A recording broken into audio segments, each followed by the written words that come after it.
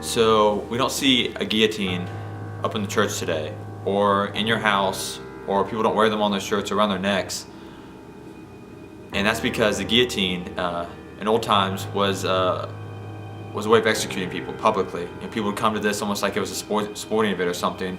They'd watch it be held in the town square, and after you did something wrong, or you're accused of doing something wrong, they'd tie you up, stick your head into a hole, and then they'd pull rope, and a blade would come down and just sever your head from your body.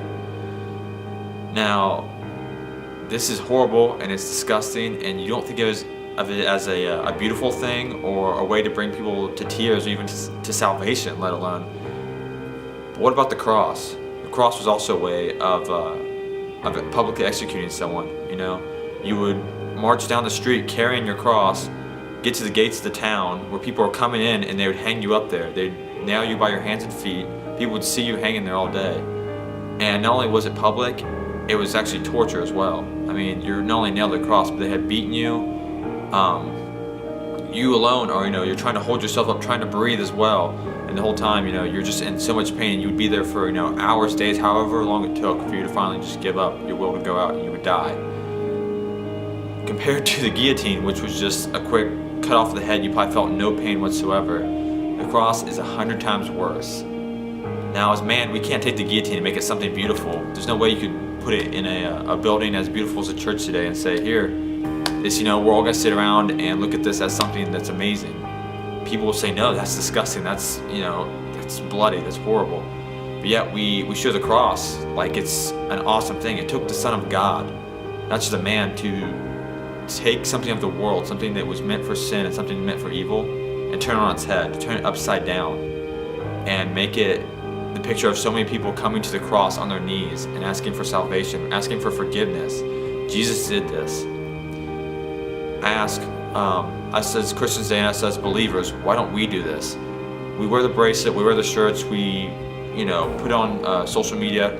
What would Jesus do? We ask that, but do we actually believe it? Do we actually follow it? In the terms of don't go out and hang yourself to a cross or try to torture people, but are we taking the sin of this world, things that people meant for evil or even perverse reasons, and are we turning them on their head and trying to use them for Christ?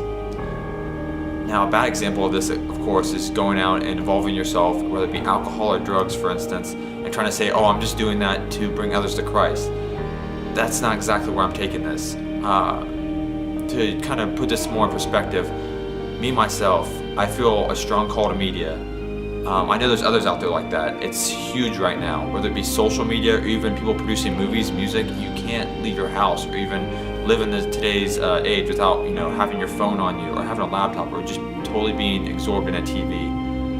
People spend so much of their lives on there right now.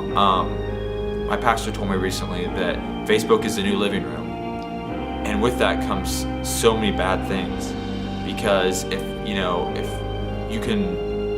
the internet's in the house, if that's the new living room, if that's how you get into people's lives, then the sin and the perversion on there is getting into their house as well. It's sitting right in your living room. People can look up porn, they can do so many different things. It's so readily available to them today. But why aren't we accessing this as Christians? Why aren't we taking this perverse thing and turning it upside down on its head?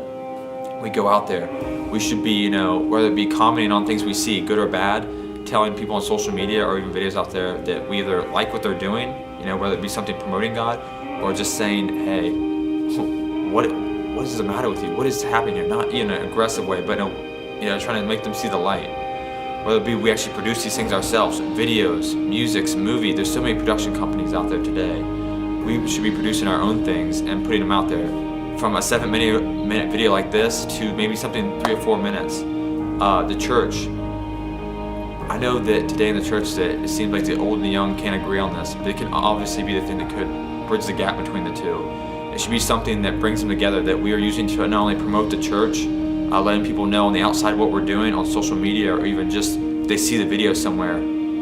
If they come and visit and they see the video in the church. But we should be using media in the church, whether it be projecting songs up on the screen, or just using videos for lessons to help teach, because people are so visual today and it can make it more tangible for them to understand. If none of this seems to fit where you're at in your life, just as simple as support. Like I said earlier, commenting on something when you see other people doing stuff, whether it be verbally to them in person or just when you see people, give them, become part of the ministry, become part of the movement by just saying, hey, I saw what you did and I love it. I think it's amazing, because all the work they put into it, you're gonna want to, they're gonna want to have some feedback, not for their own self, to know that they're doing the right thing and they can also keep on what they're doing. So just sending you support that way. So just keep on this in mind. Next time you turn on your computer or you get on Facebook or Twitter, whatever it is you have, just take a stand and look at the world and the perversion they put out there, and see if you can do like Jesus did with the cross and turn it all on its head.